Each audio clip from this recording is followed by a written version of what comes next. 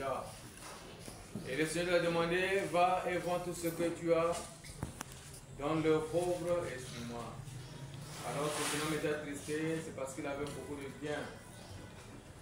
Ainsi Jésus a dit, il est plus facile pour un chameau d'entrer, de passer par le trou d'une aiguille, que d'un homme d'entrer dans le royaume des cieux.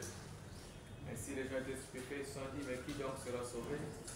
Ce qui est impossible aux hommes est possible à Dieu.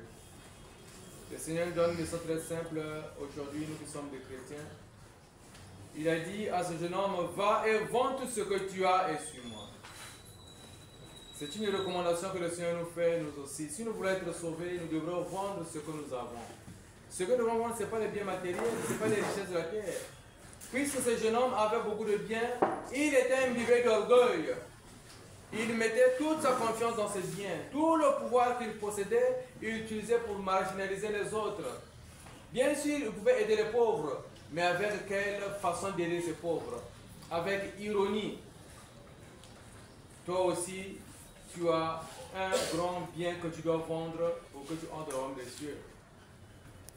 Certains sont attachés à l'orgueil. Certains sont attachés à la médisance. Certains sont attachés à tout ce que nous connaissons.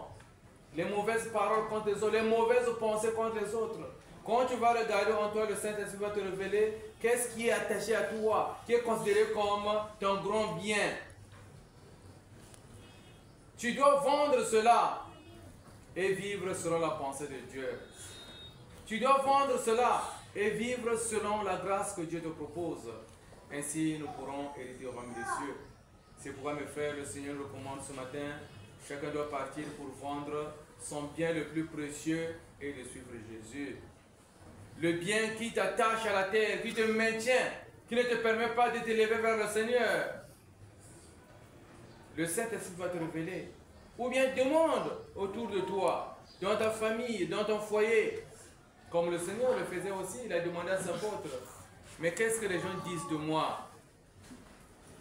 Les apôtres ont dit, certains disent que tu es Jean-Baptiste, d'autres Élie. Mais vous qui êtes mes apôtres, mes disciples, qu'est-ce que vous dites de moi?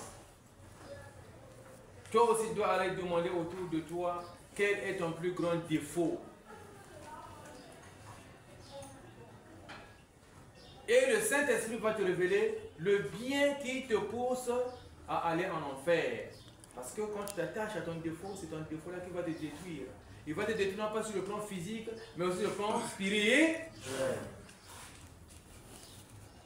Si tu es orgueilleux, tu verras que c'est l'orgueil qui va te détruire. Pourquoi? Parce que tu seras en face un jour d'un danger. Quelqu'un veut bien t'informer, mais il va te dire que celui-là ne s'occupe pas des gens. Et ton orgueil te pousse droit au mur et à la destruction.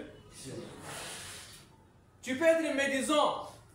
Quelqu'un veut bien te conseiller, mais va te dire, ah, si tu le conseilles, cela, ça sera des problèmes. Tu vas médire contre quelqu'un et tu subis un choc qui va te dire.